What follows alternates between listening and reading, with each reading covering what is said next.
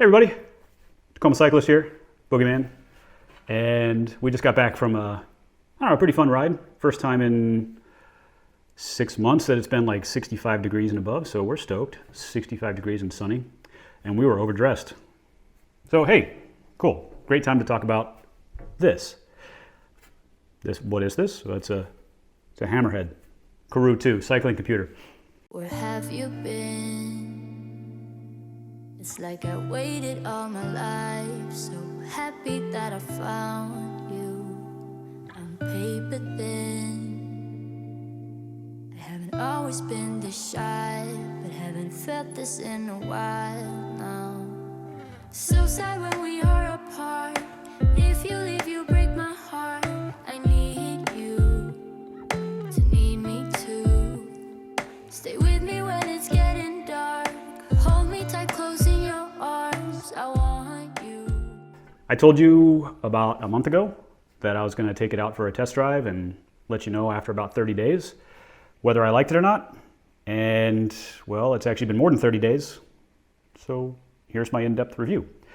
I've put this thing through its paces, and I have discovered an awful lot about it that I didn't know at the start, and I keep learning more and more about it. And I'm pretty stoked by this device. This thing's pretty cool. So spoiler alert, short version of the story is I'm keeping this. It's not going back. I will be replacing my Garmin and my Wahoo units with this device because it's pretty freaking cool. Now, I'll tell you, I've made like several versions of a review of this already, and I've scrapped them all. The most recent one is because I talked at the camera for like 40 minutes, and ain't nobody got time for that. Another time, I was having an allergic reaction to all the crazy pollen out here, and my eye was half shut, and I didn't realize it until after I looked at the film, and it looked like I had a stroke. And I didn't want you all calling 911 for me, so I decided to go ahead and shoot it again. So here I am shooting it yet again. I'm going to try to keep this review to about 10 to 11 minutes, but what that means is there's a lot of stuff I'm not covering here. And what I've decided to do is I'm going to shoot a bunch of additional videos about this unit to go into some of its finer details. Now, I'd like to say a little word about our sponsor today. Our sponsor is my bank account. I'm very appreciative of my bank account and super stoked that it exists, so thanks, appreciate that. If you want to use a VPN, go check out some other channel. They'll give you some discount codes. All right, let's talk about this unit. As if I needed to make this even more ridiculous, I'm now on filming attempt number 4. And you'll notice the Boogeyman's not here anymore. He had to go away for the evening. I even uploaded the video and realized I'm just not giving you guys enough information. I'm gushing over this unit and trashing the Garmin, but I'm not giving you enough information. So I'm going to try to squeeze in some information in the 10 minutes-ish that I have here about this unit as quickly as I can. And I'm going to try to cover all the bases. I've got some notes here. I got to tell you, this is actually a lot harder than it looks to make videos like this and then realize, oh my gosh, I left out a bunch of crap. How do I edit that back in? All right, so I'm going to do my best here. I'm going to try to squeeze in as much information as I possibly can to give you a good picture as to what this unit really is and how it excels.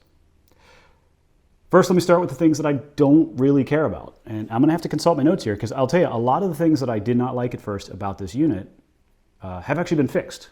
Either they were fixed by patches, and something that I find really, really cool, and I've just got a little thing I'm scrolling through here on their website, but Hammerhead seems to release patches every 2 weeks or so. What that tells me is they're probably doing some sort of agile software development. If you're not familiar with agile, essentially you work in sprint cycles, which are short periods of time where you take small projects, develop them, and then put them into production.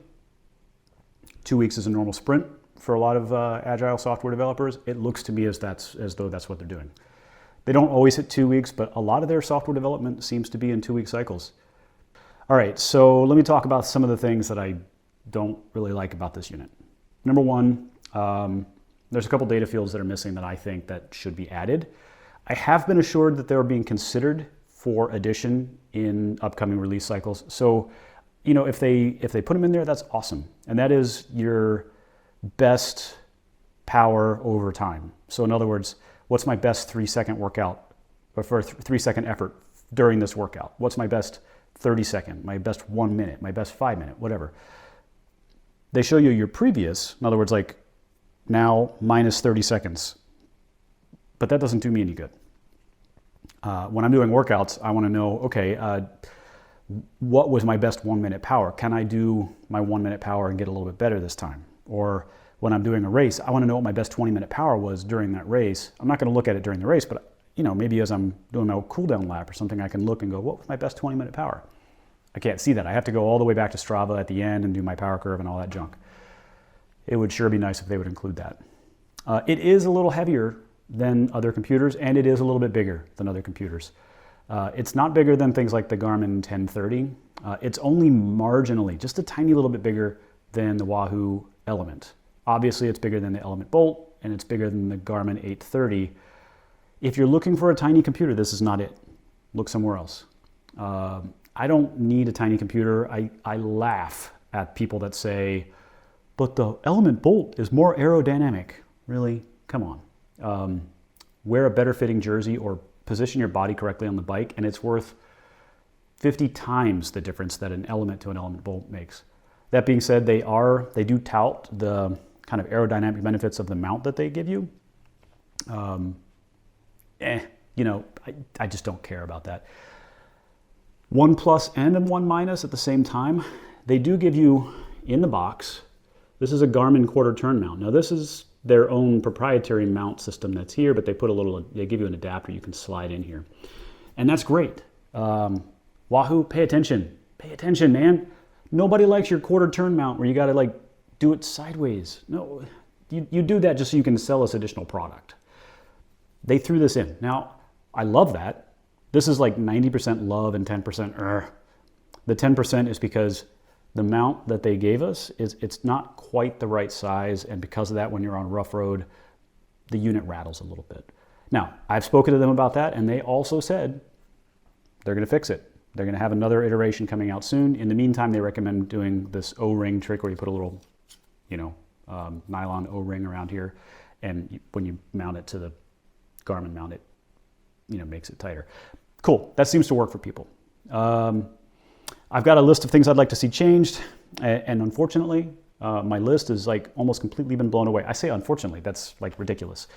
They've fixed almost everything on here, or it was a problem that I didn't even realize there was already a solution to. One of the things I'd like to see, this is an Android device. These graphics that are right here, they're okay. They're just the little profile, your computer profile for I have one set up for riding, I have one set up for workouts, I've got one set up for TTs, I've got one set up for races. I'd love it if I could substitute my own picture for that, or if they had a photo library or a picture library I could use versus these, kind of, cheesy inbuilt graphics. But they don't. It'd be a nice to have. Again, add those fields for critical power. Volume control on the alerts, okay? So you do have alert function here. You can come in here and I'm gonna long press that. And what's really cool to me is that I can turn on or off the alerts. And I really hope you can see this, but there's a bunch of check boxes down the side. I can tell that you can see those. These are all the different alerts. I like that you can turn on or off alerts individually. That's awesome. But again, it's Android. I'd love to be able to see a volume control for that. And I'll tell you an example. I do use my Garmin radar, my Varia radar system, and the alert to that, it's kind of annoying. It's loud. I like that it's loud, but if I'm in a group with 10 other cyclists, 9 of the cyclists are like, dude, come on, man. Turn your alert off. It's driving us nuts, especially when there's 40 cars behind us and you keep hearing the same alert 40 times. I wish I could turn it down just a little bit. That'd be awesome. I had on here better control of Garmin lights, but they just patched that. They just made it so that you do have better control of Garmin lights. So that's awesome. I also put on here that I'd like better access to more routes. With your with the cycling computer itself, you do of course have excellent maps. And I'll talk briefly about the maps here, but you have excellent maps. And you can load routes from Komoot, from Ride with GPS, from Strava. I use the latter two. I use Ride with GPS and Strava. It only picks a few of those routes, like the top 5, I think. If you want to add more, you can. All you got to do is you just go to whichever app it is, Ride with GPS, for example, copy the URL, go to the Hammerhead dashboard, drop that URL in there, and it puts that route on your device for you. So it's kind of a workaround. I get why they don't want to load all of your routes on here, because frankly, a lot of people have a lot of routes and you don't want to sit there and keep searching through them. That being said, their search function on here is great. So I don't see any reason why you wouldn't want to load a bunch of them on here, but they limit it. The workaround is simple. You put the URL into the Hammerhead dashboard, which is a website, and it loads it onto your unit the next time you fire it up. Okay. Just like all other cycling computers, you do of course have your various profiles that you can set up different pages on. On the Garmin, you set everything up directly on the device. On the Wahoo, you set everything up on your phone. Well, this is kind of a cross between the two, because this is kind of like a phone, but what you do is you set everything up on the device. But because it's as responsive as a phone and as kind of tactile and useful as a phone, you kind of feel like you're setting it up on a phone. So I think to me, it's kind of a best of both worlds. There really aren't any fields on here that I don't like or that are stupid to me. There's a lot of good fields on here, all the stuff that I would want. My normal fields, I'm going to kind of put this to the side. I'm going to drop it on the table. Hey, that was my crash test right there. That was just proving that it's got Gorilla Glass. So you're welcome. I did that for the name of science for you guys. Okay, so like on this one, I have a total of 9 fields set up. You can have as many as 10. Just like Garmin and Wahoo, it's going to organize them very similarly. So I have my power at the very top. One little thing I'd like to see, I'd love it if, since it's a 9 field and that top one is kind of, to me the most important, it's pretty much the same size as all the rest of them. I'd like to see it maybe a touch bigger. But in any case, I've got power, I've got distance, speed, max power, my cadence, my momentary cadence, like cadence at this point in time, my average speed for the ride, current gradient. Oh my God, I love this, by the way. Gradient, okay. I can't tell you how many times I've used my Wahoo or my Garmin and I'm going up a hill and it's not that long of a hill, or maybe it is or whatever, and I'm like, holy hell, this is really, really steep. And my Garmin's like, it's 2%. No, it's not. I'm in my 36, 28, and I'm grinding out a 50 cadence, and the hill's like this. And then you get to the flat spot, and it's like, oh, the flat spot here is 22%. It's so delayed. This isn't delayed. This is not delayed. Like when I'm going up a really short, steep pitch, I know exactly what the grade is. It is 100% instant. I love it. I don't know why the other guys can't get that right. Also, the GPS on this, by the way, I'm kind of deviating from the topic, but the GPS on this, it's dead on accurate. In both my Garmin and my Wahoo, there are times where I'm going through heavily tree-covered areas or on mountain passes where there's kind of like, you're on a slope or whatever, and I lose GPS. And nothing is more frustrating than doing like a 90-minute, 5,000-foot climb. I'm thinking of you, Hurricane Ridge, and the GPS drifted just enough that you didn't even record the segment on Strava. It's like, nah, you went off the segment. No, I didn't. If I went off the segment, I'd be down at the bottom of a 5,000-foot mountain with a lot of broken bones. This has never once lost GPS signal on any of those heavily wooded areas. It always tracks my GPS. I've never missed a segment. I never get that weird thing where it's like, you're not going any miles an hour right now. And then all of a sudden you're like, you're going 100 miles an hour because it had to make up. No, this tracks instantly, speed. It tracks my power faster than the Garmin or the Wahoo ever did. If I rapidly spin up, the number up here kicks up way faster than it ever did on my Garmin or Wahoo. It's not 100% instant. It's like not dead on, but it's half a second, whereas my Garmin is like a second to a second and a half. So it's a lot faster. Okay, so of course it works with all your Ant Plus and your Bluetooth sensors. You're fine there. It will control FEC trainers. So if you've got a smart trainer and you're doing a workout on this, I've got a special workout mode. It will, of course, control your trainer. You can load your workouts from Training Peaks, Today's Plan, whatever you want to load them from, you can load them on here. You just simply sync the account, and then when you go to load up when you go to turn on your computer, you can select from your workouts, and you can begin working out, sync it to your trainer, and it will control your trainer. And it's actually really, really good. Just like I had said with the GPS and with the elevation, it's instant. It's even faster to me than Zwift's setup for the trainer. It's instant. It's very, very good at controlling the trainers. So, I'm singing a lot of praises about this. It really is a good device. again, I talked about the screen itself, or I talked about the size of the unit, and it does have a very bright screen. Actually, at the moment here, I've got the screen turned almost all the way down, and I'll show you here. It's at the very top here, the little screen indicator. It's pretty far down, and that's because if I turned it up, you wouldn't actually be able to see it. It's too bright for the camera, and it washes it out. So I turned it down here. You can ride with this in its lowest setting, and on everything except for the absolute brightest days, you'll see it. You'll see it just fine. And that saves a lot of battery. I've easily gotten 10 hours plus of riding with this thing before charging it. And the nice thing is, this is USB-C. It's relatively water resistant or waterproof. I don't know what the IP rating on it is, but I've gotten it very wet and I've had no problems. And they do say it is water resistant. If you would like, you can absolutely charge this while riding. So if you got a little battery charger, little lipstick charger thingy, go ahead, charge it while you're riding. If you're doing a double century or 20-hour randonneur ride, you can totally charge it while you're riding, and it works. Let me show you the ride summary screen also. This is from a ride that the Boogeyman and I did yesterday. So at the end of the ride summary, you almost get like a Strava-esque kind of summary report here. You see a map of the ride, which you can pinch and zoom on, and then you see some basic information about this that you can scroll through. Now, the cool thing about it, and you may not be able to see this, again, the screen's probably washed out, so bear with me, I'm going to talk you through it. You can actually title your ride right here. It's just an Android device. You can just type in the title of the ride. You select the field, and the little virtual keyboard pops up. You type it in, and at the bottom here, again, you probably can't see this. The screen's probably a little bit washed out. I'm going to try it from the side angle. There are buttons. Whatever software you've got synced, like in this case, I've got Training Peaks, Strava, and Ride with GPS. I select any one of those, which, by the way, they're all selected by default. And I hit the check button. It uploads it to those various software titles. Let's say I did a ride that I don't necessarily want to upload. Maybe I double recorded on Zwift just so I could look at some data while I was doing it.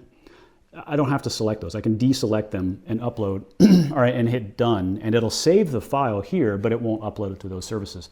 So to me, that beats the heck out of this discard ride feature that Garmin and Wahoo use, which is just stupid. Why? You don't want to discard ride. That's dumb. You rode a ride. You want to capture that data. Discarding it, that's not what we do, right? I think if somebody were to tell you that, you could inject a chip into you that would monitor your Strava activities and automatically upload them for you, you would take that chip. I would take that chip. Why do we have computers that say discard ride? Come on, get rid of that function. In this case, it'll always keep the ride. You can just choose whether or not you want to upload it to the various services. I've found this very helpful when I'm trying to compare power meters on Zwift. I'll record one power meter to this device, I'll record another to Zwift. I can compare the fit files but not upload both activities, which is cool. I don't have to discard the ride, I just don't have to upload it and the fit file's still on board. That's cool. Great thinking, people. This is great. As you're aware, this is both a touchscreen. I've already been interacting with it by way of touch, but it's also got buttons that you can use to navigate through. If you happen to be wearing gloves, you can easily press the side buttons and navigate through. There's a total of 4 buttons, 2 very large ones on each side, one on each side, and 2 smaller ones. And the 2 smaller ones have soft functions here on the front, which you can turn these off, and when you're actually in a ride, what looks like a rather large overlay, it's actually very small. I keep them on because it does not cover my data fields. It looks like it does right now, but the moment I hit ride, those fields shrink and they're not in the way. But I can see what those buttons do because you can change the function of these buttons by doing different things. And I just like to see what it is. Speaking of data fields being covered up, there's a couple things I want to point out here. I'm going to move this real close in there. Do you see what's at the top of these screens? Yeah, your ride time is at the top here. Your time of day is at the top here. And your battery life of the computer is at the top here. And not one of those, oh, by the way, I showed you this, but unfortunately because I'm not riding right now, the amount of time on the ride is not showing. It just shows what sensors are connected. It also shows that. But if you're in the middle of a ride, it will show you at the top here how long your ride has been going on. I have all of that information without having to dedicate a field to it on the computer. And on my Garmin and on my Wahoo both, I had fields dedicated to the length of time of the ride, the time of day, and battery percentage. Now, they were usually on different screens, but they're all just right at the top here. They're always accessible. They're always there. That's pretty cool to me because now I don't have to dedicate fields to those. Frees me up for other things and I don't have to keep flipping through screens. Now let's talk about notifications. It's one of the things I brought up in my unboxing video that my Garmin never did notifications correctly. It's actually comically bad. I always get my notifications on this. It syncs to my phone. It's Bluetooth. It just immediately connects to my phone. My phone recognizes it right off the bat. Keep my phone in my pocket. I get my email, I get my text, I get my phone calls here. Now, I like to disconnect while I'm riding, except for the fact that I'm in a job, my day job, that I can't just disconnect. And on my Garmin or my Wahoo, what I would find is that if I was doing a long ride, I would probably find a way to pull over or at least like pull my phone out of my pocket while I'm riding, which is super dangerous. I don't have to do that with this. There's a notification bar down at the bottom, and actually I'm noticing that I have a notification here. I know to several of you out there, you're like, listen, I ride a bike so I don't have to have that crap in front of me. I get it. But if you work on a kind of job where you need that type of information, or maybe you got a kid or a spouse or somebody that may need to get in touch with you, you can. It'll pop up here. It's just super cool. One other last little thing, I've had a couple questions about how this system handles lap data. There obviously is a lap button while you're riding, which is great. If you want to track, how a specific segment went for you, you use the lap functionality. The lap functionality is actually better than what I think a lot of people assume it is. It's just that you have to know how it works. I'm going to have some videos that come out that show greater functionality later, but just trust me, the lap functionality is there. It does work. It actually works, in my opinion, more intuitively than some of the other systems do. All right, I'm going to show you one last thing. This is a bonus tip, okay? This is not supported by Hammerhead. Okay, I might get in trouble. They might send some union thugs after me, and if I disappear, it's because I'm telling you things that you shouldn't do. All right. If you do this, you may void the warranty on your system, but it's cool. Okay. This is an Android device, and what that means is that you can, in fact, put Android apps on here. Now, I tell you right now, I swear to God, if I see any one of you out on the road using this thing to look at your Facebook or your TikTok feeds, I'm just going to smack you. I'm going to right in the back of the helmet. I'm going to come up behind you and smack you. Don't do that. Just don't do it. Okay. There's two apps that I like to have on here that I have put on, and you kind of have to hack the device. Okay. There's some instructions on DC Rainmaker's site. Go check it out. I think it's a great walkthrough. It takes like 5 minutes to do this, but I got two apps on here that I think are game changers for me, and they might be for you too. The first of which is an app called MyQ. If you're not familiar with this app allows me to control my garage door. I hate taking around my garage door opener with me in my pocket for a few reasons. First of all, if I get it all wet and sweaty, it might stop working. Second of all, I've done this. I start riding away from the house, and then I somehow bump the button in the back of my pocket, and the next thing you know, I've left my garage door open for 4 hours while I'm out on a ride. Who knows what's going to get stolen? Not with this. I can control it from here. I can press the button, it opens or closes the garage. I roll back up to the house. I can be a block away because it's got, a cellular chip in here. It actually connects over the internet, over the airwaves. I can open the garage from a block away. My garage door only works like 20 feet away. So that's one huge cool one for me. Now here's the other cool one. Wait for it. You see that? I've got it aimed to the side so you can kind of see it, because if I aim it straight on, it's a little bit bright. That's the Zwift Companion app. Now, why is that important? All right, if you race on Zwift, having your stuff directly in front of you, like, between your bars, it's a game changer. It's really a game changer because you can hit your power up from here. It's a touch screen. So you got a power up there, you got a sprint or a feather, and you want to use it at just the right time. You don't have to stretch out and try to get your keyboard or reach over here and grab your phone or your mouse or whatever else you've done to try to figure out how to, fix that. It's right here in front of you. You could be on the bars, reach over, you hit your power up, you're done. doesn't waste your phone battery life, all of that kind of cool stuff. Super stoked about this. This, to me, that's a game changer, okay? No other device has that. Yeah, it's not a supported feature, but it's an Android device. They can't take that away from you. And I'll tell you, it works great. I'm not gonna go loading tons of apps on here. Those are the two I want. And they work flawlessly. So, that is, I tried to squeeze in as much as I possibly could, and I still hit the 20-minute mark. This is a powerful, really cool computer. It blows the it blows the Garmin, it blows the Wahoo out of the water. It is a game changer as far as I'm concerned. It is a dramatically better computer system for about the same price. A little bit more expensive. It's a little bit bigger, but I will tell you, it is solidly made. It looks great. Even on my small handlebar setup, it looks fantastic. It works great. And frankly, to me, one of the most important things about this is they seem to be listening to their user community, and they seem to be making regular changes and being very transparent about their process. To me, that's the most important thing about how a company does business. I'm willing to continue to support this company. I'm willing to continue to use this computer. I think it is phenomenal. Yeah, there's a couple minor pet peeves, but I'm willing to bet you money that if I revisit this video in a year, they'll have fixed most of those things, if not all of them, and made it even better. So, that being said, this is a relatively long review.